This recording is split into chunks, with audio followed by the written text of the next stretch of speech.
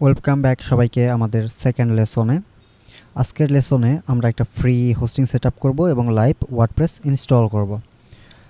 এখন আমাদের যে ডকুমেন্টগুলো লাগবে, যে আপনি যখন কোনো ডোমেইন হোস্টিং পারচেস করবেন তখন আপনার ইউজার নেম, পাসওয়ার্ড বা বিভিন্ন সিকিউর ইনফরমেশন লাগবে।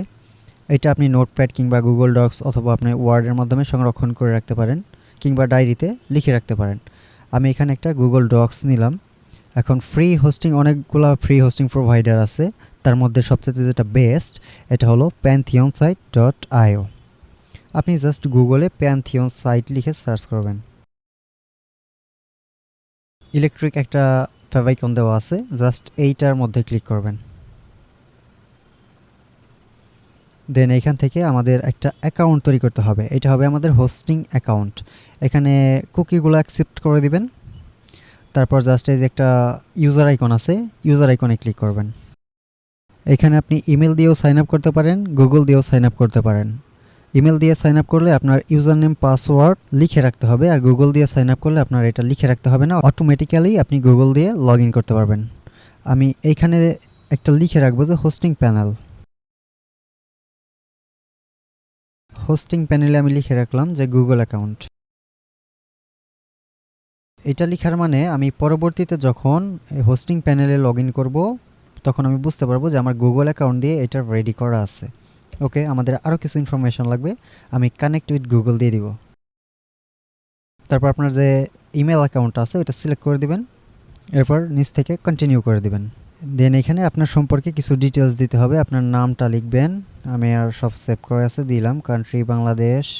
তারপরে হোয়াট ইজ ইউর রোল, আমার রোলটা কি, ডেভেলপার ইঞ্জিনিয়ার, আমি ডেভেলপ করব। দেন অবশ্যই এগ্রিমেন্টে এগ্রি করতে হবে। Then continue. Option in for communications, আমি কমিউনিকেশনের জন্য এগ্রি না, কন্টিনিউ। ওকে, এটা হলো প্যান্থিয়ন সাইটের ড্যাশবোর্ড। এখানে আপনারা ফ্রিতে 2টা হোস্টিং নিতে পারবেন। তো ওই হোস্টিংয়ের যে অ্যাকাউন্ট ওইগুলোকে বলে ওয়ার্কপ্রেস। আমি ক্রিয়েট এ ওয়ার্কপ্রেসে ক্লিক করব। দেন এইখানে আমার ওয়ার্কপ্রেসের নাম দিব আমি স্কিল রুম আইটি বা skill room Bangladesh, skill room Bangladesh IT.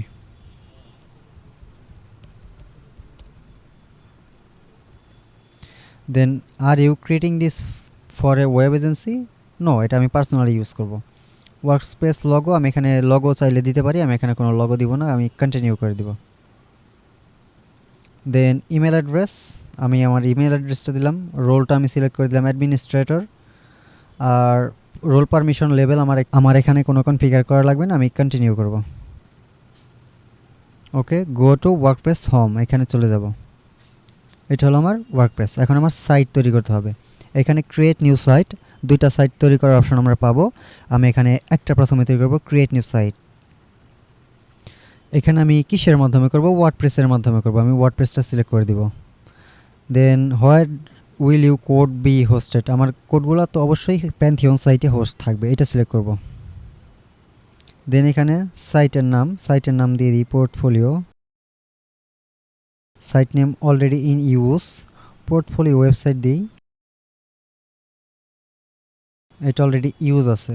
আমি একটা কাজ করি, আমার নামটা দিয়ে দিই ডিএম রকি, দেখি এটা অ্যাভেলেবল আছে কিনা। আমার ওয়েবসাইটের ডেভেলপমেন্ট যে ইউআরএলটা হবে এটা হবে এটা। তো এটা অলরেডি অ্যাভেলেবল আছে। দেন এখান থেকে আমি ডেটা স্টোর ইউনাইটেড স্টেট রাখবো। দেন ক্রিয়েট সাইটে ক্লিক করব, তারপর কনফার্মে ক্লিক করব।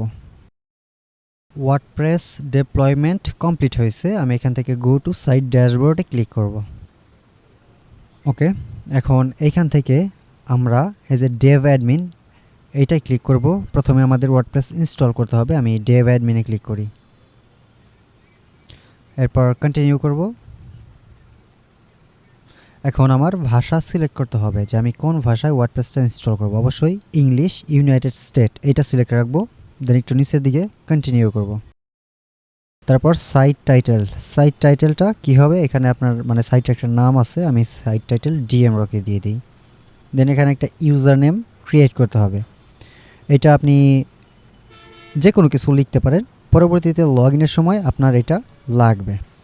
আমি এইখানে এই সেম নামটা ইউজ করি। তারপর একটা স্ট্রং পাসওয়ার্ড সেট আপ করবেন। এখানে স্ট্রং পাসওয়ার্ড একটা দেওয়া আছে, আপনি চাইলে এটা কপি করে নিতে পারেন, অথবা যদি আপনার ইচ্ছা হয় যে আপনি নিজে সেট আপ করবেন, যেমন আমি বলি আর আর @ 2টা #2টা তারপরে 2026 এরকম একটা সেট আপ করে দিলাম। এর মানে হলো আমার পাসওয়ার্ডটা মিডিয়াম কোয়ালিটি হয়েছে। পাসওয়ার্ডটা কিন্তু সহজ রাখা যাবে না, যাতে কেউ মনে রাখতে না পারে। এখন আপনি যদি ভুলে যান তাহলে আপনি ওয়েবসাইটে লগ ইন করতে পারবেন না। এই জিনিসটা কপি করে রাখবেন, ইউজার নেম আর পাসওয়ার্ড অবশ্যই। তো নিচে আমি লিখব যে অ্যাডমিন প্যানেল। অ্যাডমিন প্যানেলে আমার ইউজার নেমটা কি আছে, ইউজার নেম যেটা কপি করে নিয়ে আসলাম এটা হলো আমার ইউজার নেম। তারপর একটা পাসওয়ার্ড অবশ্যই নোট করে রাখবেন, না হলে পরবর্তীতে খুঁজে পাবেন না।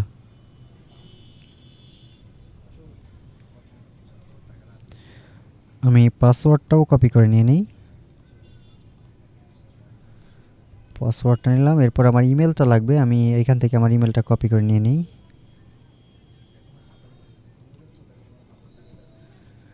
এখানে ইমেলটা দিয়ে দিব।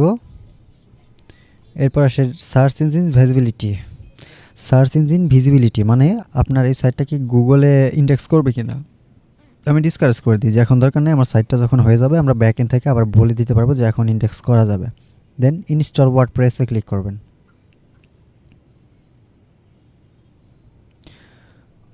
ওকে, আমি পাসওয়ার্ডটা ব্রাউজারে সেভ দিব না। দেন আমি এখানে লগ ইনে ক্লিক করব। লগ ইনে ক্লিক করার পর উপরে দেখেন আমার একটা ইউআরএল জেনারেট হয়েছে, এই ইউআরএলটাকে কপি করে নিব। দেন আমার যে অ্যাডমিন প্যানেল আছে এই উপরে লিখে রাখবো যে অ্যাডমিন ইউআরএল।